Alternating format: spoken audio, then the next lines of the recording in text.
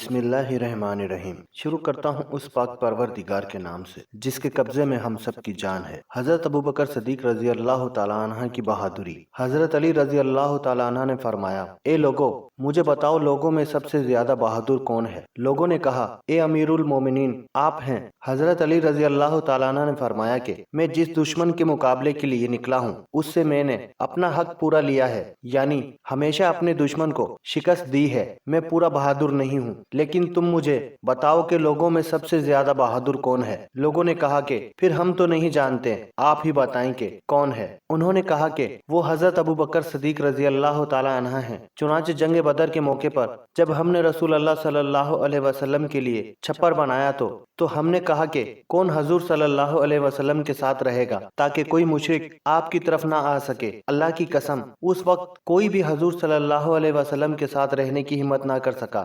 دشمن کا خوف بہت ہی زیادہ تھا، بس ایک حضرت ابوبکر صدیق رضی اللہ تعالیٰ عنہ ہی ایسے تھے جو تلوار سونت کر حضور صلی اللہ علیہ وسلم کے سرہانے کھڑے ہوئے تھے۔ جب کوئی بھی حضور کی طرف آنے کا ارادہ کرتا، حضرت ابوبکر رضی اللہ تعالیٰ عنہ فوراً لپک کر اس کی طرف جاتے۔ یہ حضرت ابوبکر صدیق رضی اللہ تعالیٰ عنہ ہی تمام لوگوں میں سب سے زیادہ بہادر ہیں۔ اسی طرح حضرت عمر بن خطاب رضی اللہ تعالیٰ عنہ کی بہادری بھی کوئی فراموش نہیں کر سکتا۔ حضرت علی بن ابو طالب رضی اللہ تعالیٰ نے ایک مرتبہ فرمایا کہ میرے علم کے مطابق ہر ایک نے ہجرت چھپ کر کی، صرف حضرت عمر بن خطاب رضی اللہ تعالیٰ عنہ ایسے ہیں جنہوں نے علناً ہجرت کی۔ چنانچہ جب انہوں نے ہجرت کا ارادہ فرمایا تو اپنی تلوار گلے میں لٹکائی اور اپنی کمان کاندھے پر ڈالی اور کچھ تیر ترکش سے نکال کر اپنے ہاتھ میں پکڑ لیے اور بیت اللہ کے پاس آئے۔ وہاں صحن میں قریش کے کچھ سردار بیٹھے ہوئے تھے۔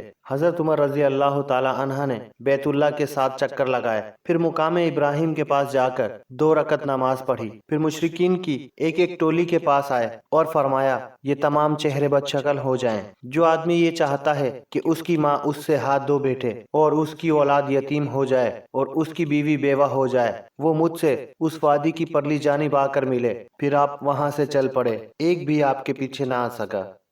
معزز دوستو، آج کی یہ ویڈیو بس یہیں تک۔ امید ہے یہ ویڈیو آپ کو بے حد پسند آئی ہوگی۔ ویڈیو پسند آنے کی صورت میں ویڈیو کو لائک اور شیئر ضرور کیجیے گا اور کمنٹس باکس میں اپنی رائے کا اظہار بھی ضرور کیجیے گا، اور اگر آپ ہماری ویڈیو پر نئے ہیں تو ہمارے چینل کو سبسکرائب کر کے ساتھ موجود بیل کی علامت کو بھی دبا دیجیے تاکہ ہماری ہر نئی آنے والی ویڈیو آپ کو سب سے پہلے ملتی رہے۔ اسی کے ساتھ آپ کا دوست رانا خالد آپ سے اجازت چاہتا ہے، پھر ملیں گے کسی نئی کہانی کے ساتھ۔ تب تک کے لیے اللہ ہم سب کا حامی و ناصر۔ اللہ حافظ۔ السلام علیکم ورحمۃ اللہ وبرکاتہ۔